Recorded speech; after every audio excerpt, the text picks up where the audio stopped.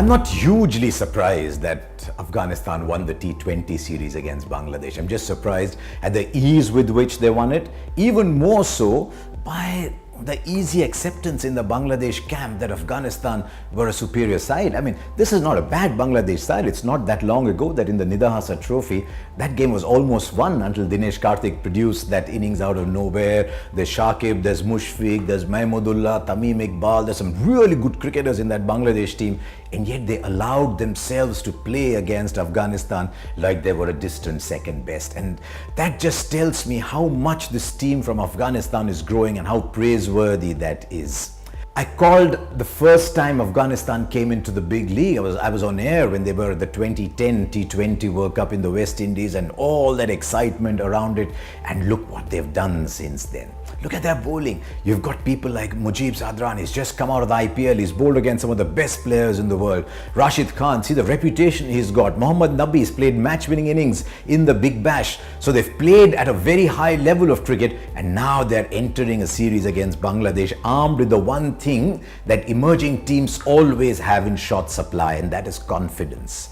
And armed with confidence, Afghanistan are becoming an even better side. But how good are they over 4 days then? How good are they over a longer duration? Look at the Intercontinental Cup results. Runners up in 11 and 13, not bad results, but then winners in 15 and 17. And they have moved well clear of all those that were in their leagues, the associates. And they've done that because especially with the bowling, they're getting newer and newer players coming through. Rashid is now a threat to most teams who would play against him. There's Mujib hearing good things about Zahid Khan. Mohammad Nabi is a very canny cricketer. So the bowling is looking good. Maybe they need a couple of fast bowlers, but the bowling is looking good. And there's a new stream of players coming in as well. Maybe not as much in the batting, where you've still got Asghar Stanikzai who bailed them out, remember, when they suddenly went through that dip in the World Cup qualifiers. But you've got Mohammad Shehzad, Mohammad Nabi, Samiullah Shinwari. All these people have been around for a while, and that's why I want to see how people like Najib Zadran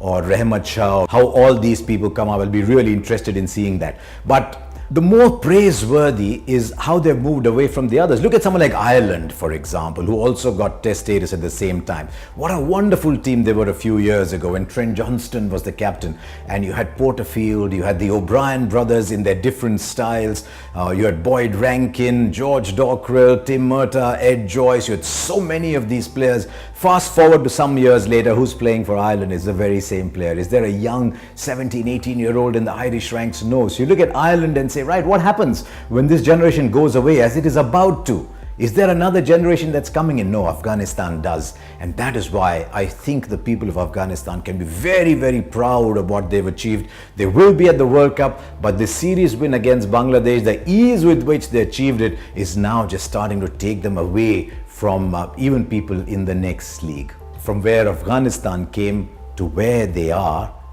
it's the story of the 21st century for our game.